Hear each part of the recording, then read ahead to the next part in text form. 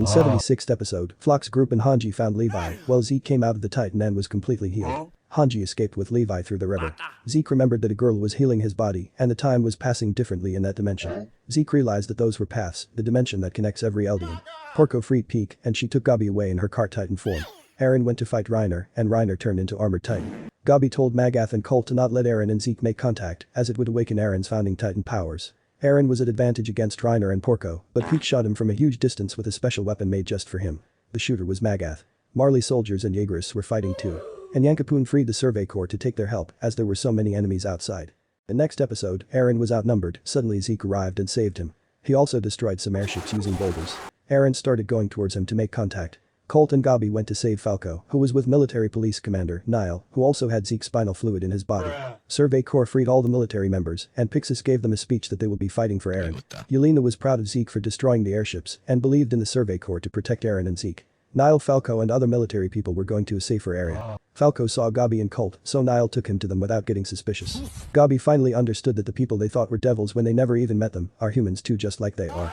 Falco told her that he loves her as he might get turned into a Titan because spinal fluid. Colt decided to tell Zeke not to scream by telling him that Falco drank it too. Magath shot Zeke and he fell all the way down from the wall. Eren was about to reach him. The next episode, Porco and Reiner stopped Eren, so Zeke was about to scream to turn his victims into Titans. Suddenly Colt came there with Falco and told him not to scream as Falco had spinal fluid in him too. No. Zeke screamed and everyone who had spinal fluid in them turned into pure Titans. Falco was a Titan too and fought Reiner on Zeke's order. Colt died because of the heat. Magath and Peak were shooting Zeke and Eren, but the Survey Corps came to fight them. Zeke wasn't moving, so Reiner was letting Falco eat him as their mission was completed. Though Porco came out and Falco ate him to inherit his jaw title. Zeke was alive and had left his Titan body. Eren left his body too and went towards him, while Survey Corps kept Reiner busy. Suddenly, Gabi shot Eren's neck and beheaded him, which is the only way to kill Titan holders. Though Zeke held his head, and both of them teleported to the past dimension. Zeke revealed that years have passed since they came there, and Eren is finally healed now. He made contact with Eren before he actually died, as people stay alive for like 8 seconds after getting beheaded. The girl from earlier came again, and Zeke revealed that she's Ymer Fritz, the first ever Titan holder. As Eren is the founding Titan holder, only he can move around freely and order Ymer in that dimension. That's why Zeke was chained. He told Eren to order Ymer to stop Eldians from spawning more babies, which was their goal when they started, but Eren revealed that he just used Zeke to awaken his founding Titan powers and wouldn't do any harm to Eldians, but would kill all the enemies. Zeke was lying. Anyone can move in that dimension, and only those with royal blood can order Ymer. He was just acting to see Eren's true intentions. Zeke understood that he was like that because of their father, Grisha's brainwashing, so he decided to show him the truth. The next episode, by using the pass, Eren and Zeke started watching Grisha's memories. Grisha got close to the VIPs and found out Frieda Fritz has the founding Titan, but didn't attack her yet. Later, he wrote a book where he talked about the outside world and kept it in his basement. The day Reiner and Bertolt attacked the walls after 100 years of peace, Grisha went to church where the Fritz family was secretly living. Grisha asked Frieda to command the Titans to leave the walls who had entered inside, but she refused as she had seen the history of Eldians through previous founding Titans inheritors and said that Eldians are facing what their ancestors have done to others. Grisha was able to slightly see Eren and Zeke. He revealed that Attack Titan's duty is to keep the founding Titan on the right path, and the reason is they have a special ability to see the future. Grisha was about to turn into Attack Titan to eat Frieda, but stopped as he just couldn't get enough courage to kill anyone. Though Eren reminded him of his past and told him to finish what he started. Grisha turned into Attack Titan and ate Frieda and killed her siblings and mother.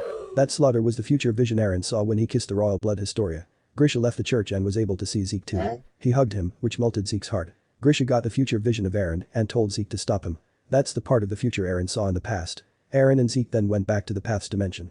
The next episode, Grisha ordered Ymer to make Eldians have no more babies to end their bloodline without violence. She was going to the coordinate to do it, so Eren freed himself to stop her. Ymer's past was shown. 2,000 years ago, her village got invaded by Eldians who weren't really strong yet. They cut everyone's tongues to keep them as slaves who can't talk back. Later, Ymer let some pigs escape, so the king freed her and sent some soldiers after her to kill her. She got hit by some arrows and hid in a giant tree. Suddenly she slipped and fell into the water, where a mysterious creature, which is called Devil of all Earth in the current era, gave her the power of the Titans. The king accepted her back and used her to build roads, bridges and win wars against then strongest empire, Marley. As a reward, he spawned 3 babies with her, and later, a Marley soldier tried to kill him, but Ymer took the spear instead. She was unable to move anymore, so the king turned her into pieces and ordered his 3 daughters, Maria Rose and Sina, to eat her to inherit her Titan powers.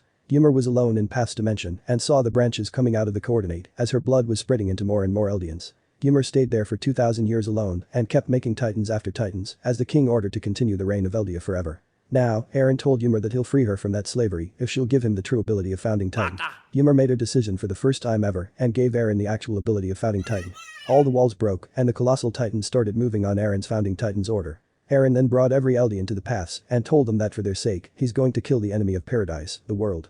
The next episode, every Eldian in Marley heard Eren too. Reiner went to sleep as he was too tired and injured.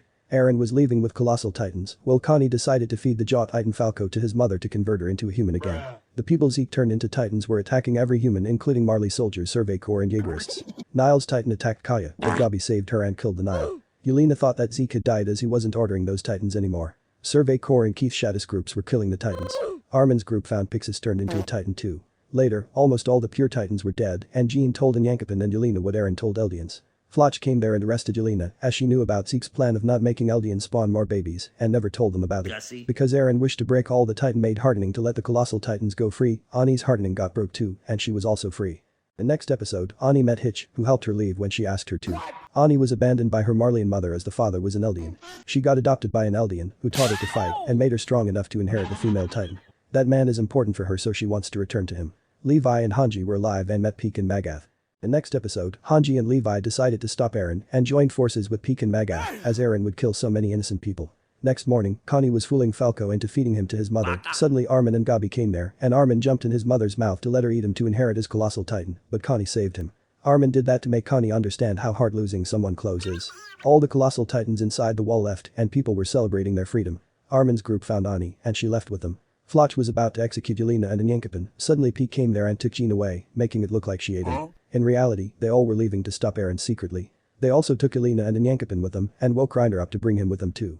The next episode, the Anti-Jeagerists, Peek, Magath, Ani, Reiner, Falco, Gabi, Yelena, Anyankopin, Connie, Jean, Hanji, Levi and Mikasa decided to stop Eren as he would also kill the innocent people who know nothing about nothing. They planned to use the flying ship specially made to observe the rumbling by the Hazura nation to get close to Eren. Yelena is pure Marleyan but pretended to be Eldian to get close to Zeke as she thinks that she is a princess and Zeke is a prince and they will save the world together. Next morning, Peek saw Jaegerists guarding the shore where the flying ship was. There, Floch arrested Azumabito as she was against them.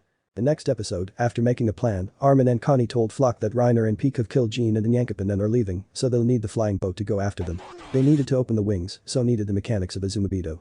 Floch figured out their plan and was about to kill the mechanics, but Azumabito stopped him and Mikasa came there too. Floch escaped and told Jaegerists about the enemy's attack. The guards guarding the flying boat shot Armin to not let him move. Suddenly Reiner and Ani turned into their titan forms and fought the Jaegerists. Connie killed the two guards, even though they were friends. The next episode, the mechanics revealed that with the right equipments, it'll take them half a day to open the wings. Azumabito suggested that they should take the flying boat to a place called Adeha by using a normal ship. Rumbling hasn't reached there yet, so the mechanics can open the wings there. Mikasa told the plan to Ani and Reiner, and everyone helped the mechanics and Azumabito to go to the normal ship. Falco went to help too, as he's the new Jaw Titan now, while Peek brought Yelena and Anyankopin, Levi and Gabi to the ship. Reinforcements of Jaegerists were arriving but got blown as planned by Anti-Jeagerists. Reiner and Ani were in really bad shape, so only Peek, Mikasa, Connie and Jean were fighting. Suddenly Floch turned into Jaw Titan and started fighting blindly as he couldn't control his Titan yet. Floch shot at the ship but missed and fell in the water. Jaegerists were getting defeated too, so Peek told Falco to come out, but he attacked her, though got saved by Magath. They all were leaving with the flying boat, but Magath stayed behind. Keith came there too as he saw Anti-Jeagerists leaving earlier. They both were trainers, so for their students, they went inside the other ship and blew it up to not let Jaegerists follow them with it. Ani's hometown, Liberio, got crushed by the rumbling, so she refused to fight anymore as her purpose of returning was now over. The next episode, Mikasa remembered the first time they all visited Marley. Hanji, Connie and Sasha thought the car was an animal. They tried ice cream for the first time and Levi was approached by Hazoka as he thought he was a kid.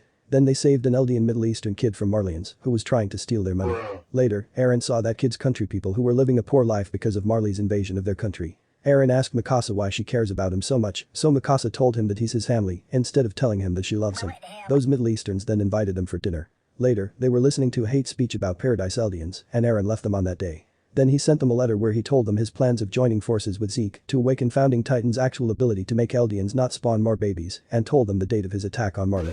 Yelena was the one who told Eren to meet Zeke and Eren told Floch his real plan of killing the whole world except Paradise. Eren reached Marley, cut his leg and eye and remembered why he was doing that. Now, Eren's colossal titans were fighting Marleyan army and were continuously moving without any problem. They were crushing everything coming on their way like Ohio Rizzlers with W. Guyot as they had subscribed to the channel. In the final scene, Eren remembered his goal of getting rid of the enemy and stepped foot on the Marleyan land. Thanks for sticking till the end. If you enjoyed then like, subscribe, join my Patreon and check out my other videos too.